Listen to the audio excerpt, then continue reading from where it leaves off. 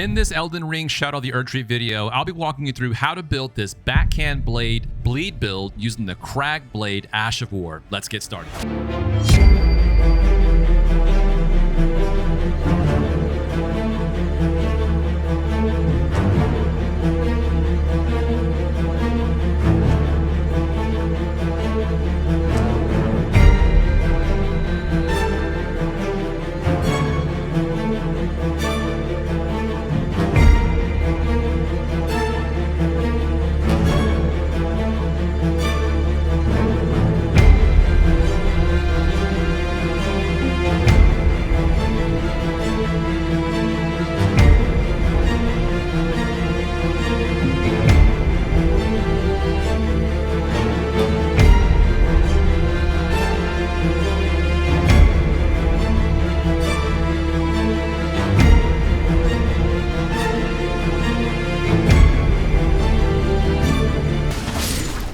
How this bleed crag blade build works is you will need one set of the backhand blades with bleed affinity equipped with the crag blade Ash of War. I will go over armor and talismans later in this video. One of the things I liked about the crag blade was how long the buff lasts, especially during long drawn out boss fights. The attack rating also took a significant bump in damage. I was able to take down all major boss fights both in the base game and the DLC with ease, including the final boss. The crag blade definitely surprised me the more I was using this, and I'm happy to say it definitely shreds.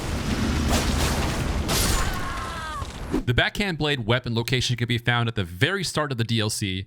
You will start at the Scorched Ruins Site of Grace.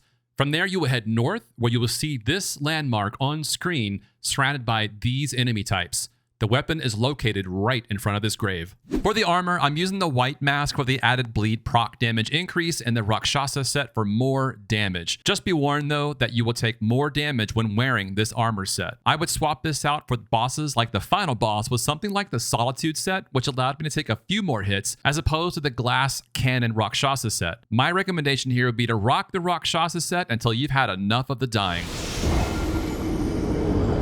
For talismans, I'm using the Dragon Crest Great Shield Talisman for extra defense, the Rotten Wing Sword Insignia as you'll be hitting often with the backhand blades, the Lord of Blood's Exaltation for the bleed proc damage up, and the Two-Headed Turtle Talisman as the backhand blades love to eat up that stamina. You can swap out the Turtle Talisman with the Claw Talisman for added jump attack damage. For the spells, I'm using the Dragon Communion Seal with the following incantations: Bestial Vitality, Black Flame's Protection, Golden Vow, and Flame Grant Me Strength. If you don't want to use the Golden Vow incantation, I recommend using a dagger in the offhand and equipping it with Golden Vow Ash of War instead. For the Wondrous Physick, I would swap between two different sets. The first set is the Opaline Hard tier, which temporarily boosts all damage negation, and the Thorny Crack tier, which makes consecutive attacks grow stronger. For the second Physick set, I would use the Crimson Burst Crystal tier, which steadily restores HP for a time, coupled with the Bloodsucking Crack tier, which enhances attacks at the cost of HP. For the RL 150 attributes, I have the following: 60 Vigor, 20 Mind, 20 Endurance. You may want to adjust the Endurance if you feel you need heavier gear and want to swing more often. 15 Strength, 40 Dexterity. I left the Intelligence alone as it's not needed with this build. Faith at 15, which will get you Flame Grant Me Strength and Bestial Vitality, and Arcane at 50. For the RL 200 attributes, I have the following: 60 Vigor, 20 Mind, 20 Endurance. Again, adjust Endurance if you feel you want heavier gear or you want to use your weapon more often. 40 Strength, 55 Dexterity. I left the base Intelligence alone as it's not needed with this build. 15 Faith and 60 Arcane. My final thoughts of this build was I ended up destroying these bosses both in the base game and the DLC with ease, and I was very surprised with how quickly both Rolana and Radahn went down with this build. The Crag Blade setup surprised me quite a bit, and I definitely found myself enjoying the build a little bit more as I made my way through the bosses. This is definitely a fun playstyle and one I definitely recommend you checking out. Subscribe for more Elden Ring videos. Thanks for watching.